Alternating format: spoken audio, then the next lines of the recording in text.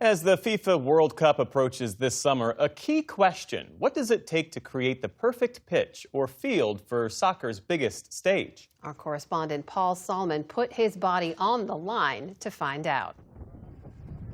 A soccer ball fired at an unarmed reporter to introduce a global mega event close to home starting in June. Canada, Mexico, and the U.S. It's Lionel Messi hosting the FIFA Men's World Cup. The single biggest sporting event there is. You know, the last Men's World Cup final, 20% of the world's population tuned into the final. So there better be no screw-ups.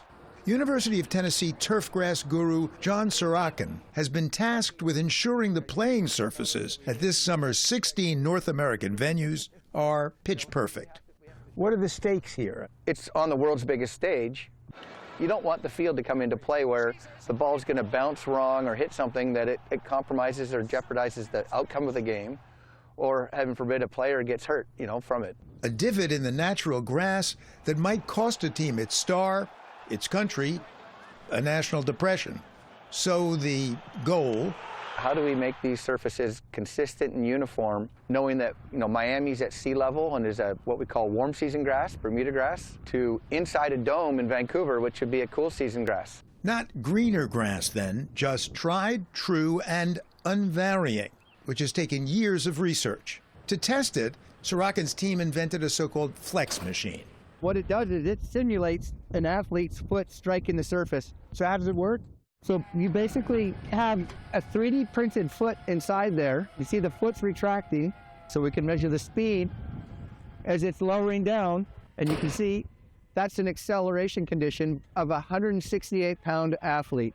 The machine minutely measures how the pitch and player interact. What the body's going to feel and what the compliance of the surface is. How much is that surface giving away? What loads is it putting back on the athlete? The perfect pitch must also have the perfect bounce.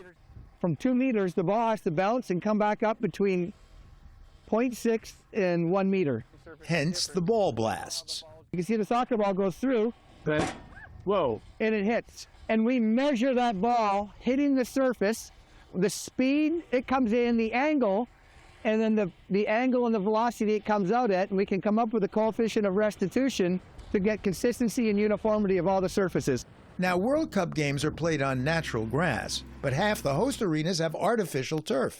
So those 8 stadiums have to get converted temporarily to natural grass, and of those 8 stadiums, 5 of them are indoors, so dome stadiums that, no sunlight, and grass needs sunlight to grow. To make sure it does, different lights for different sites.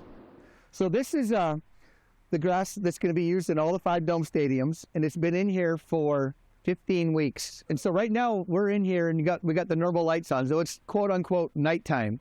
So at 3 p.m. the lights come on, so the sun comes up. And then this is the light that grows the grass. We have mostly red light because it's going to be using less electricity, so it's more energy efficient. As for the grass itself? So what they do is they grow the sod over an impermeable plastic layer. So it's being grown outside over top of plastic, and you roll it off with the plastic and deliver it to the stadium. The grass is installed over a layer of sand and reinforced with plastic fibers. And it basically acts like rebar to stabilize that surface. And you see these are spaced 20 millimeters apart, a little less than 1 inch. Sorokin's team ran almost 200 experiments to prepare for the World Cup, but even the perfect bounce was way too much for me. For the PBS News Hour, Paul Solman in Knoxville, Tennessee. Support journalism you trust. Support PBS News. Donate now, or even better, start a monthly contribution today.